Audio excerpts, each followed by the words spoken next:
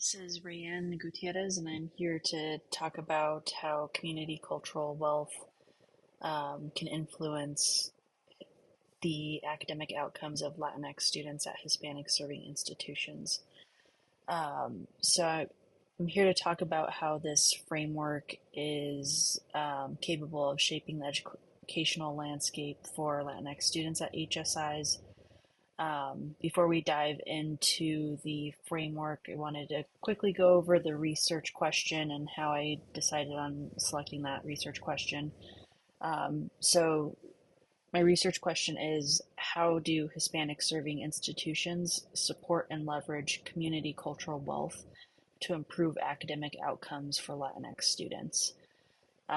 So the reason why I chose this is just to kind of give a little bit of background information on HSIs is that they are enrollment driven institutions, meaning that 25% of their student population has to be identified as Hispanic students. So because they're enrollment driven institutions, more often than not, they don't have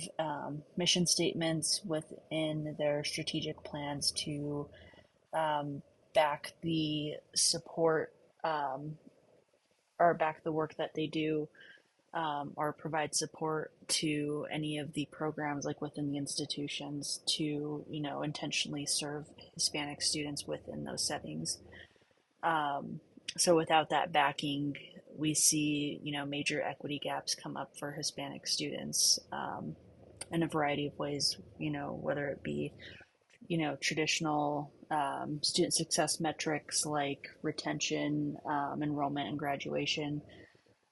to more non-academic outcomes like sense of belonging and things like that.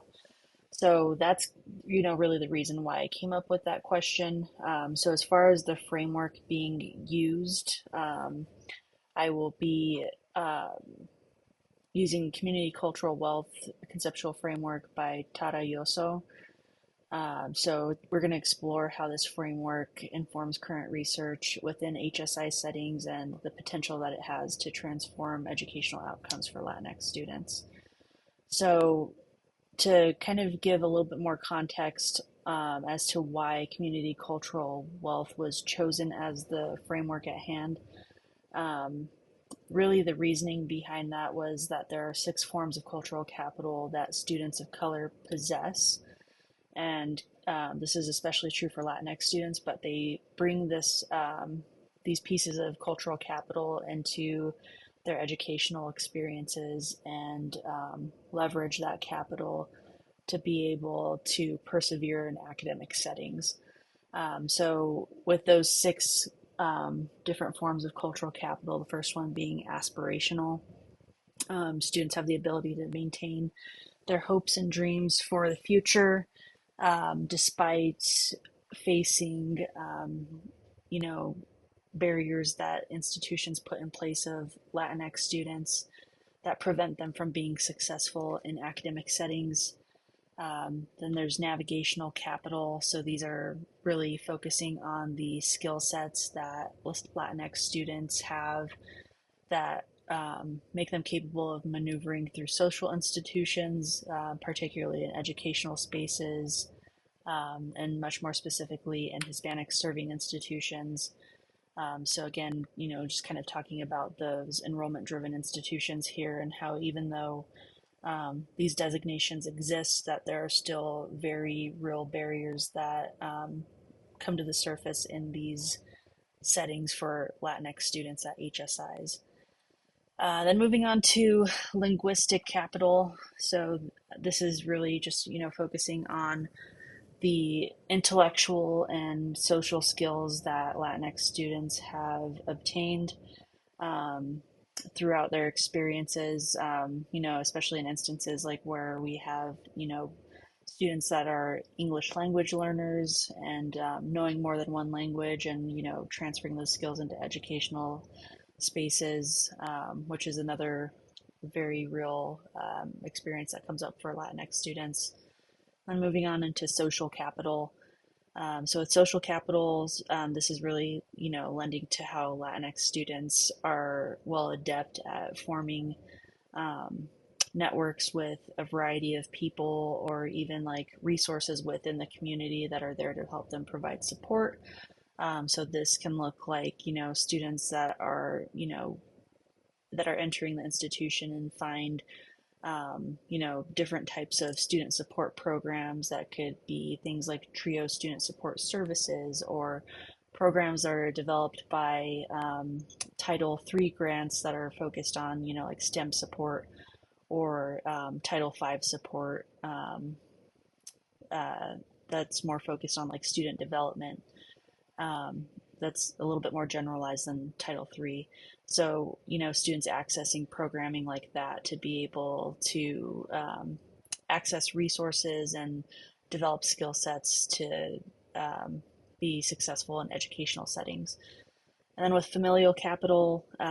this is talking about, the cultural knowledge that was passed down within their families, and that helps them carry a sense of community, history, memory, and like um, cultural, like sort of intuition to be able to, like really hone in on those ways of knowing in an academic setting where perhaps they are also first generation students or low income and might not have the awareness that students that are not from those types of communities have entering academic institutions. So, taking those lessons that they have gained from their family along their lived experience is really helpful in academic settings to be able to navigate through barriers or challenges that they might face in Hispanic serving institutions. And then the last form of capital is resistant capital. So this is really pointing out the knowledge and skills that are fostered within themselves as they face like opposition or challenges that really stem from inequality, like within those academic settings. So, this could be, just like learning the processes of a college, related to financial aid and not knowing how to um, really or not having like the background knowledge on how to like properly go through those processes and having to learn how to develop a sense of self-efficacy or advocating for themselves in order to be able to persevere through a process that is very complex and having very little control over. So, situations like that with financial aid and overcoming those, that's a great example of like resistance capital. So really all six forms of cultural capital, really what it points to is like Latinx students being able to leverage those pieces of capital and use them as tools to be able to navigate through academic settings. And so, like, taking those learnings from Latinx students and like how HSIs, like staff or faculty, can really embrace those forms of cultural capital and make it a more systemic approach versus an individualistic approach from the student to be able to address equity gaps that manifest on their college campuses at Hispanic serving institutions. So, if HSIs can really hone in on what that could look like through either praxis or curriculum, then we could really start to make progress on, the very like common forms of like student success metrics and improving retention rates or graduation rates for Latinx students, which are, commonly equity gaps for students from those populations on college campuses. So as far as like how community cultural wealth informs the study, so the component of it that is really prevalent is the rejection of deficit thinking. So commonly, like Latinx students are viewed as coming into college settings as being academically unprepared.